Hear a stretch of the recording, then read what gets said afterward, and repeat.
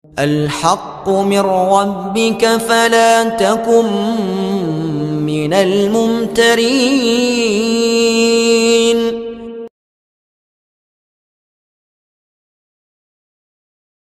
Dukun dakwah Al-Haqqu TV, pembangunan asrama, panti asuhan dan pondok pesantren Al-Haqqu, serta pembangunan Masjid Islami Center Al-Haqqu. Salurkan donasi Anda melalui Bank Syariah Indonesia dengan nomor rekening 7726170370 dengan kode bank 451 atas nama Muhammad Rais, pengasuh panti asuhan dan pondok pesantren Al-Haqqu.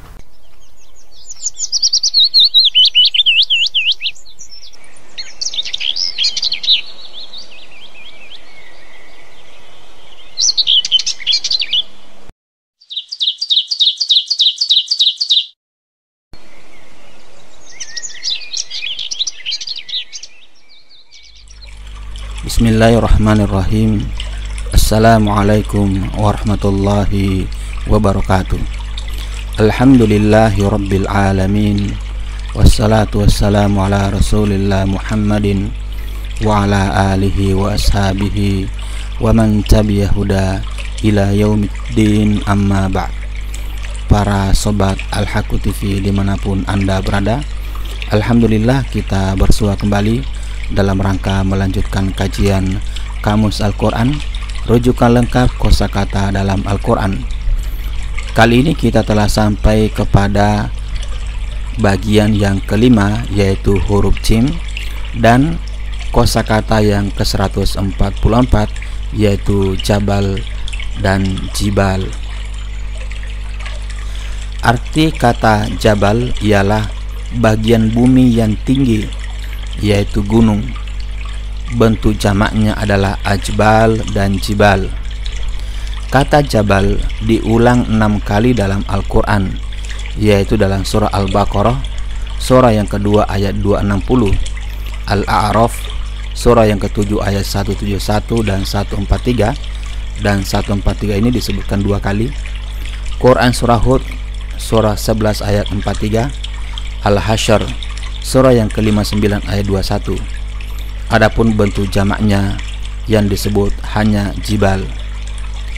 Ia diulang 33 kali dalam Al-Quran, yaitu dalam surah Al-A'raf, surah yang ke-7 ayat 74, surah Hud ayat 11, surah Hud surah yang ke-11 ayat 42, surah Ar-Ra'd surah ke-13 ayat 31, surah Ibrahim surah 14 ayat 46, surah Al-Hijr surah yang ke-15 ayat 82, surah An-Nahl surah ke-16 ayat 68 dan 81, surah Al-Isra surah yang ke-17 ayat 37, surah Al-Kahfi surah yang 18, surah yang ke-18 ayat 47, surah Maryam surah yang ke-19 ayat 90, surah Toha surah 20 ayat 105, surah Al-Anbiya surah yang ke-21 ayat 79, surah Al-Hajj surah yang ke-22 ayat 18, surah An-Nur surah yang ke-24 ayat 43, surah Asy-Syu'ara surah yang ke-26 ayat 149, surah An-Naml surah yang ke-27 ayat 88,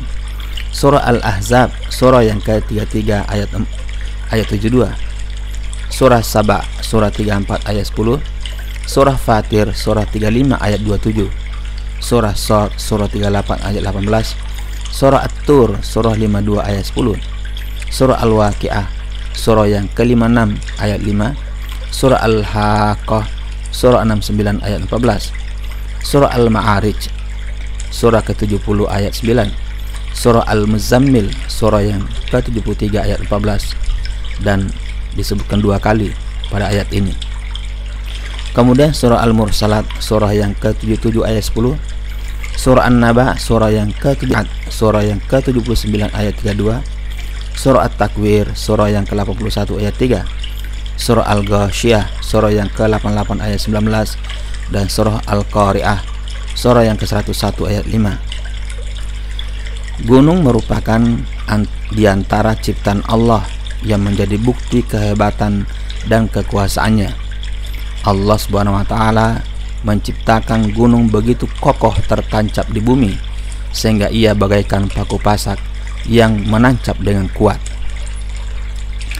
Lihat Quran surah An-Naba surah ke-78 ayat 7, surah An-Nasiyat 7 surah yang ke-79 ayat 32, surah Al-Ghasyiyah surah yang ke-88 ayat 19. Bagian luarnya pun nampak indah karena Allah Subhanahu wa taala menciptakan gunung-gunung itu dengan warna yang berbeda-beda. Ada yang bergaris putih dan merah yang beraneka macam warnanya, dan ada pula yang berwarna hitam pekat. Lihat Quran surah Fatir surah yang ke-35 ayat 27. Gunung mempunyai banyak manfaat untuk makhluk hidup, di antaranya lebah. Allah memberi ilham kepada lebah menjadikan gunung sebagai tempat kediaman sehingga dapat menghasilkan madu yang berkhasiat untuk kesehatan manusia. Lihat Quran surah An-Nahl ayat 68. Gunung juga bermanfaat untuk manusia karena gua-gua yang ada di atasnya dapat dijadikan tempat tinggal oleh manusia. Lihat An-Nahl ayat 81. Malah kaum Samud atau kaum Nabi Soleh mempunyai kemampuan memahat gunung untuk dijadikan rumah, dan mereka merasa aman di dalamnya. Namun mereka sombong dengan kehebatan itu. Keahlian mereka membuat rumah di gunung adalah satu anugerah, namun mereka mengingkarinya, sehingga meskipun rumah mereka kokoh, tetap tidak mampu melindungi mereka dari azab Allah. Lihat Quran surah Al-A'raf surah yang ke-7 ayat 47, surah Al-Hijr surah yang ke-15 ayat 82, dan surah Asy-Syu'ara surah yang ke-26 ayat 149. Meskipun gunung merupakan ciptaan Allah yang besar, kuat dan tinggi, namun dia tetap tunduk dan patuh dan sujud kepada Allah Subhanahu wa taala bersama makhluk lain yang ada di langit dan di bumi. Lihat surah Al-Hajj surah yang ke-22 ayat 18. Malah gunung-gunung pun mau bertasbih dan memuji Allah bersama dengan Nabi Daud pada setiap pagi dan petang. Quran surat Al-Anbiya surah yang ke-21 ayat 79, surah Saba surah yang ke-34 ayat 10, dan surah Shad surah yang ke-38 ayat 18. Untuk menggambarkan kepatuhan gunung, Allah menerangkan sekiranya Al-Quran diturunkan kepada gunung, kemudian gunung itu memahami janji dan ancaman yang ada di dalamnya, lalu gunung itu tunduk dan pecah karena takutnya kepada Allah. Lihat surah Al-Hasyr surah yang ke-59 ayat 21. Hancurnya gunung juga terjadi ketika Allah bertajalli padanya. Bertajalli yaitu menampakkan cahayanya padanya. Ini terjadi selepas Bani Israel meminta Allah Subhanahu wa taala menampakkan dirinya, namun Allah Subhanahu wa taala menegaskan manusia tidak mampu melihatnya. Kemudian Allah bertajalli menampakkan cahayanya pada gunung, dan gunung itu pun tidak mampu dan hancur. Surah Al-A'raf surah yang ke-7 ayat 143.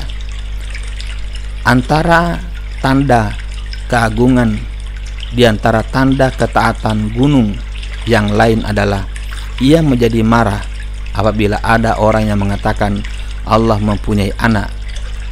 Dalam surah Maryam surah yang ke-19 ayat 90 digambarkan gunung-gunung itu seperti mau runtuh karena marah dengan ucapan dusta tersebut. Meskipun gunung-gunung adalah makhluk Allah yang besar, kuat dan tinggi, namun ketika mereka ditawarkan amanah melaksanakan taklif atau perintah dan larangan hukum agama, mereka menolaknya karena mereka merasa tidak sanggup menjalankan tugas yang berat itu. Akhirnya beban taklif itu diberikan kepada manusia. Lihat Quran surah Al-Ahzab surah yang ke-33 ayat 72. Keadaan gunung yang seperti ini perlu menjadi pelajaran bagi manusia. Meskipun gunung adalah makhluk yang kuat, besar dan tinggi, namun ia tetap patuh kepada Allah.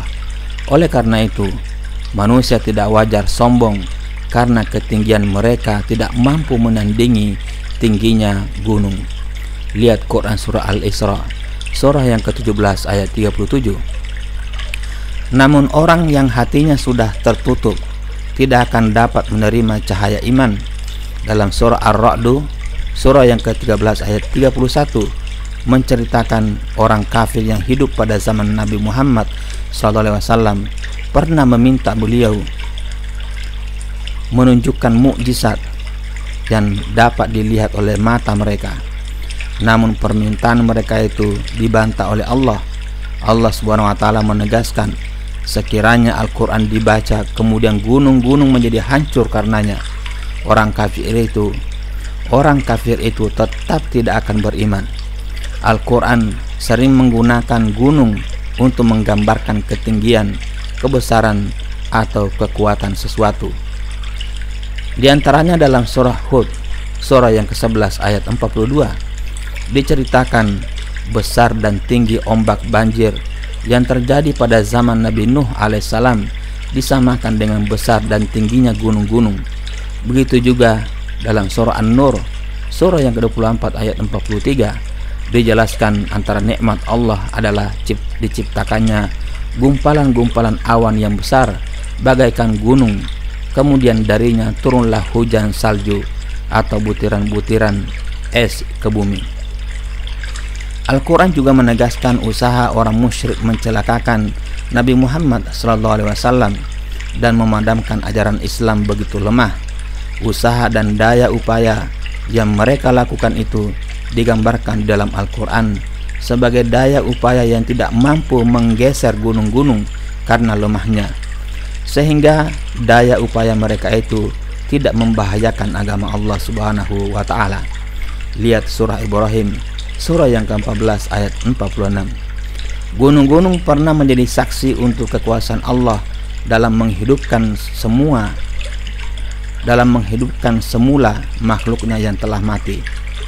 Dalam surah Al-Baqarah, surah yang kedua ayat 260, diceritakan burung mati yang dipotong-potong oleh Nabi Ibrahim alaihissalam, kemudian diletakkan di atas gunung yang berbeda-beda. Kemudian potongan-potongan burung yang terpisah itu disatukan lagi dan dihidupkan kembali oleh Allah dengan menunjukkan Allah Maha Kuasa.